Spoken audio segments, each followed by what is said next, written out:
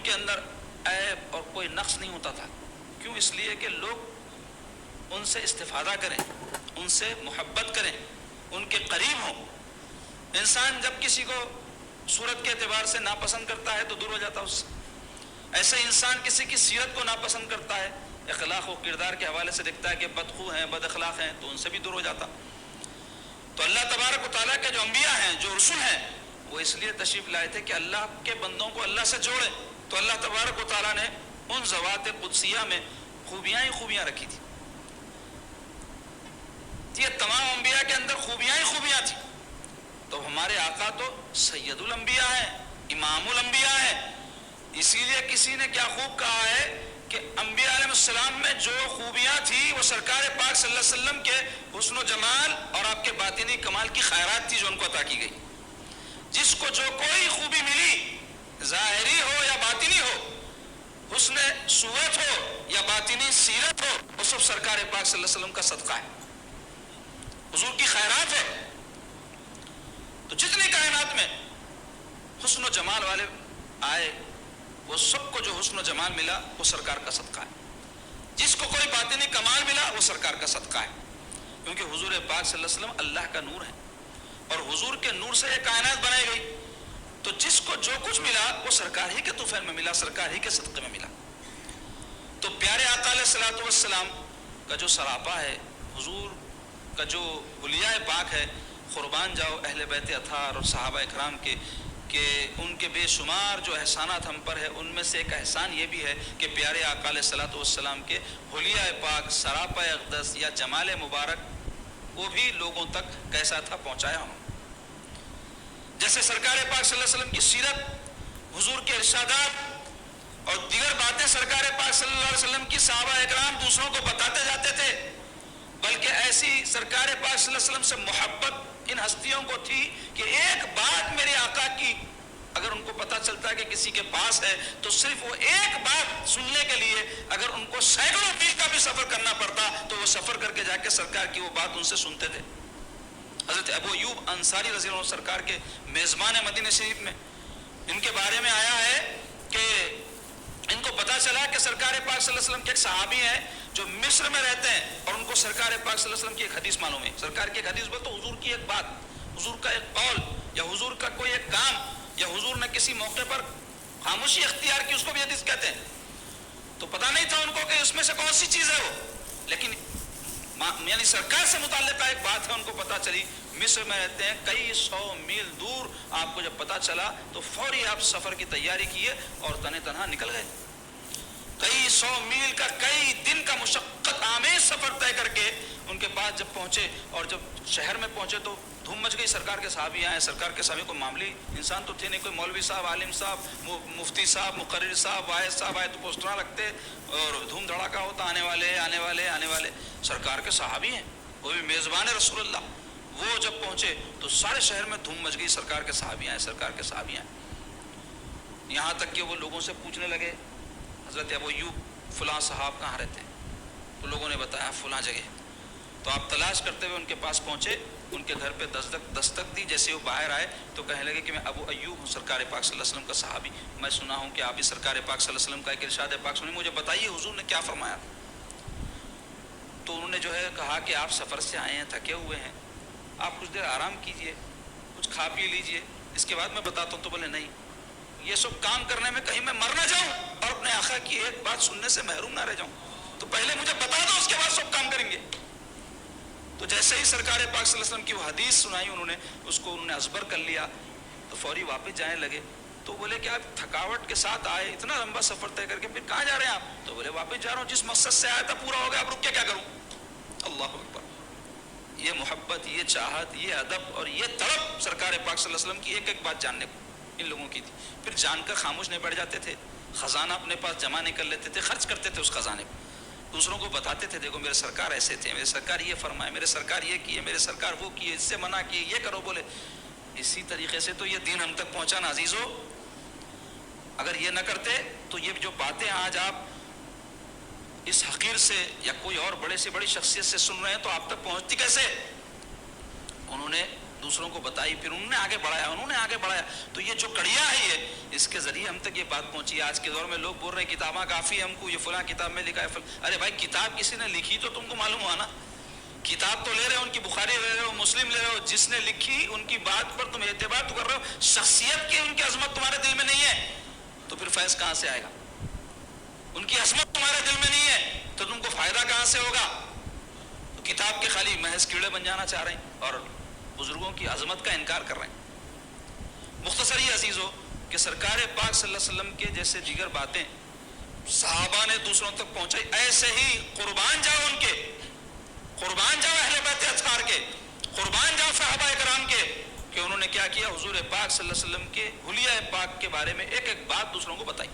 سرکار پاک صلی اللہ علیہ وسلم کا سر اقدس ایسا تھا, حضور کی پیشانی مبارک ایسی تھی, حضور پاک صلی اللہ علیہ وسلم کی بینی مبارک ناک کے پاک ایسی تھی, حضور پاک صلی اللہ علیہ وسلم کے کان مبارک ایسے تھے, رنگ مبارک ایسا تھا, قد مبارک ایسا تھا, حضور کی رفتار ایسی تھی, حضور کی افطار ایسی تھی, حضور پاک صلی اللہ علیہ وسلم ختم مبارک ایسا تھا, لعاب دہن ایسا تھا, یہاں تک کہ حضور پاک صلی اللہ علیہ وسلم کے فضلات کے بارے میں بھی حدیث میں آیا ہے. فضلات یعنی انسان کے جسم سے نکلنے والی چیزیں, بول و براز یعنی پیشاب, پیخانہ, تھوک, ریٹ, یہ سب فضلات کہلاتے ہیں.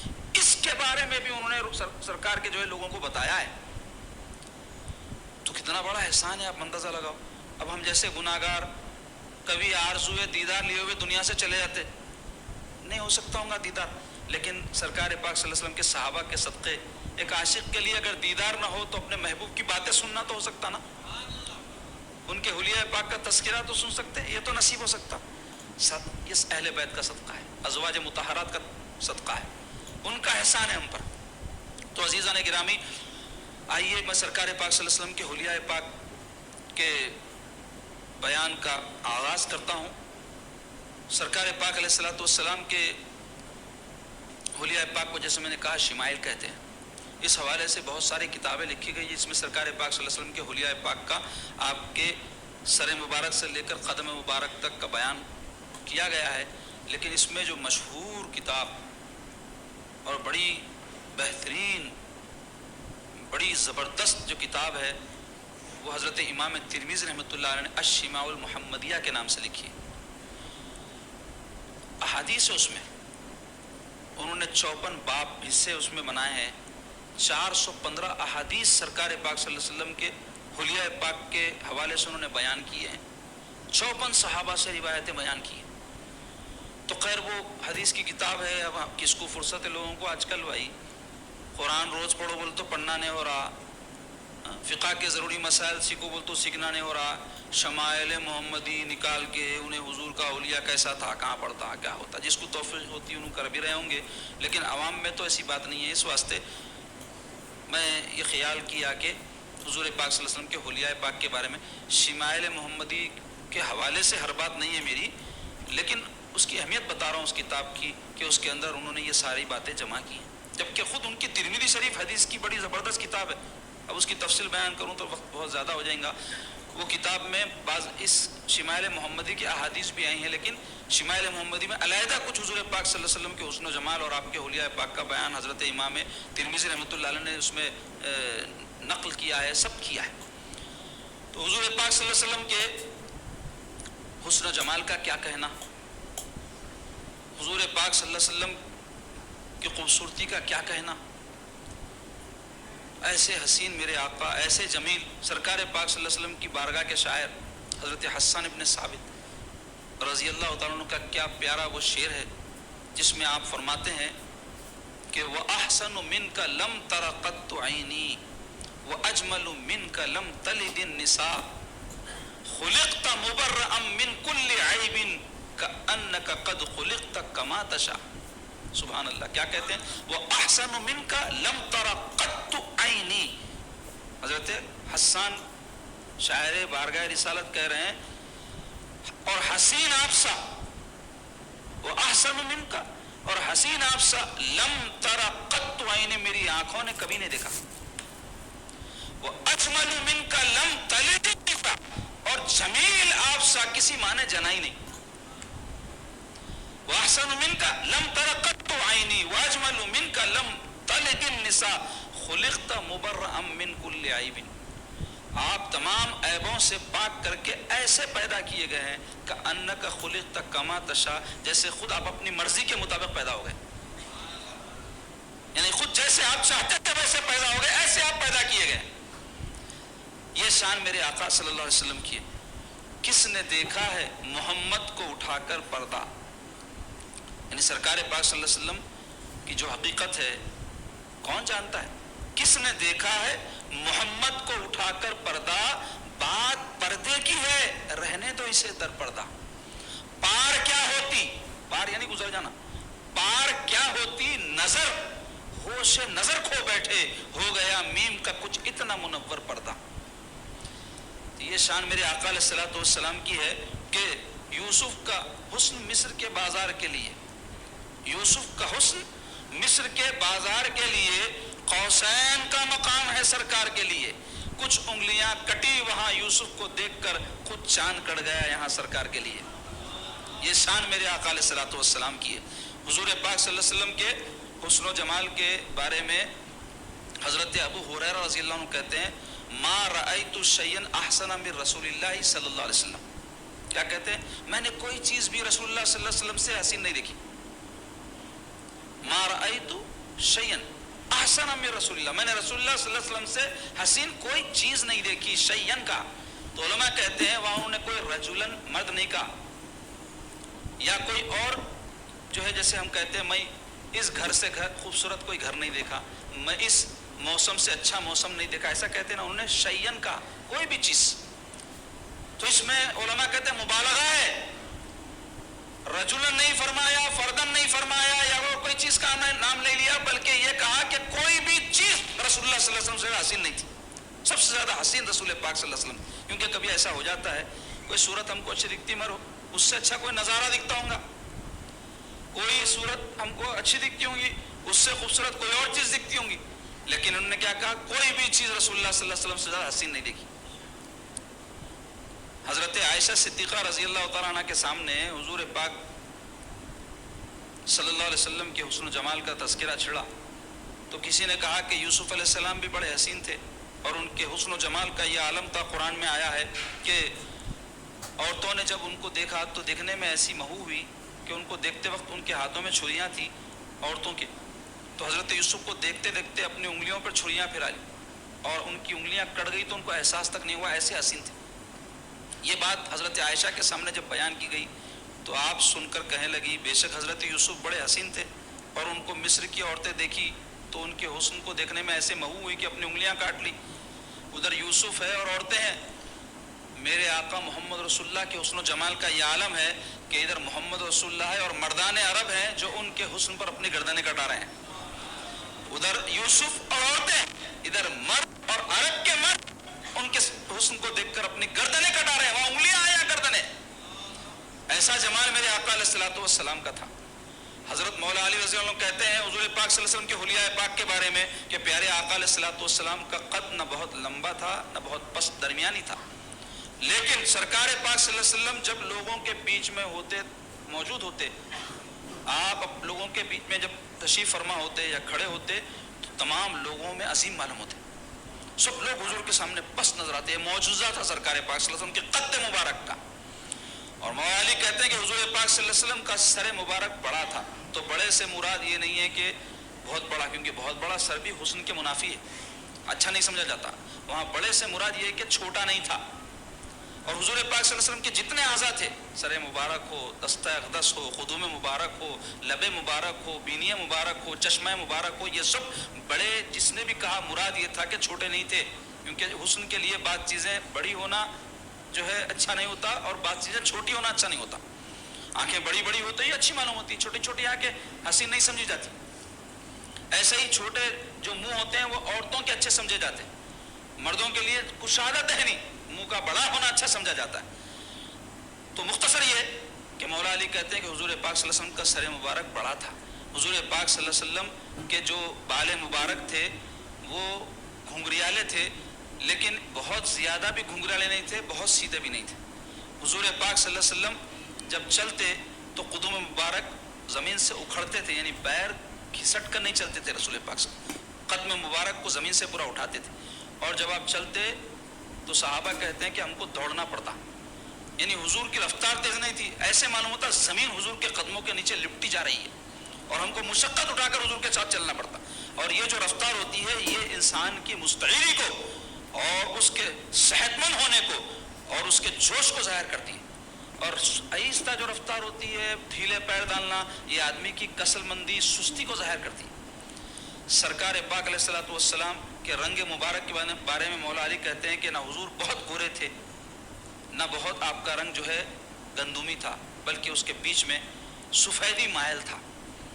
سرکار پاک صلی اللہ علیہ وسلم کے سر مبارک کے بارے میں دیگر احادیث میں دوسرے صحابہ سے بھی منقول ہے عظیم الحامہ آیا ہے. عظیم الحامہ یعنی بڑا سر، عظیم سر. تو یہ تو بزرگی سر کی ظاہر کرنے کے لیے، اور بڑا سر بڑا سردار کا. ہمارے پاس خلا بھی مشہور ہے نا. تو سرکار پاک صلی اللہ علیہ وسلم تو تمام انبیاء کے سردار ہیں، تو ان کے سر پاک کی عظمت کا کیا کوئی اندازہ لگا سکتا ہے. سرکار پاک صلی اللہ علیہ وسلم کے سر مبارک کے جو بال تھے اس کے بارے میں احادیث میں آیا ہے. بعض روایت آئی ہیں کندھے مبارک تک ہوتے تھے، بعض روایت میں آیا ہے کانوں تک ہوتے تھے.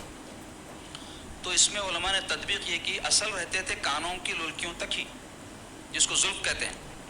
اور بعض روایت میں آیا 4 لٹیں تھے سرکار پاک صلی اللہ علیہ وسلم کی زلفوں کی.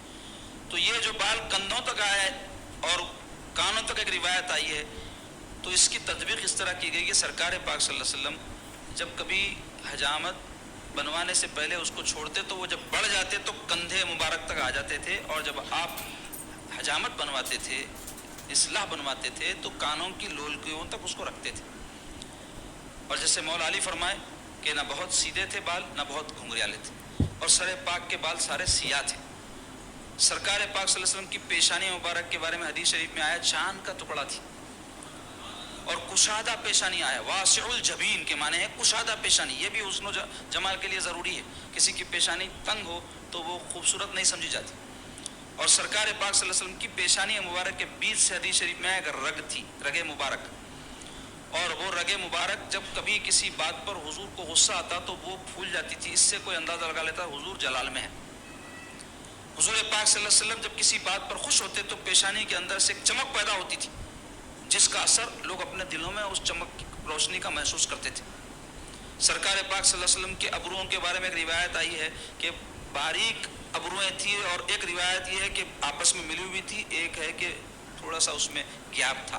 پھر اس کی علماء نے تطبیق کی ہے کہ اس میں جو ہے جو آپس میں ملی ہوئی کیوں کہا گیا، اور جو ہے اس میں علیحدہ علیحدہ ہونا کیوں کہا گیا، اس کی بڑی تفصیل ہے. کیونکہ ہر عضو پاک کے بارے میں بڑی بحثیں حدیث پاک کی اور مختلف جو ہے سیرت کی کتابوں میں کی گئی ہیں اس حوالے سے. سرکار پاک صلی اللہ علیہ وسلم کی بینی مبارک یعنی ناک مبارک کے بارے میں آیا ہے کہ وہ بڑی اونچی معلوم ہوتی تھی، لیکن بہت اونچی نہیں تھی، کیونکہ بہت اونچی ناک بھی حسن کے منافی. اعتدال کے ساتھ جتنی اونچی ہونا ہے اتنی اونچی تھی، لیکن جو نور آپ کے چہرے مبارک پر تھا اس کی وجہ سے بڑی اونچی معلوم ہوتی.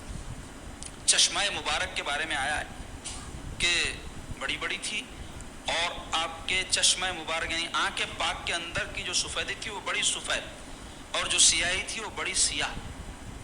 تو ایسی آنکھیں بڑی خوبصورت معلوم ہوتی ہیں. اور سرکار پاک صلی اللہ علیہ وسلم کے چشمہ مبارک کے اندر جو سفیدی تھی اس میں سرخ رنگ کی رگیں تھیں، جس کو سرخ ڈورے کہتے ہیں. اور حدیث شریف میں آیا ہے کہ آپ کی چشمہ مبارک سرمگی تھی، یعنی سرما لگائے بغیر بھی ایسا معلوم ہوتا تھا کہ سرما لگا ہوا ہے.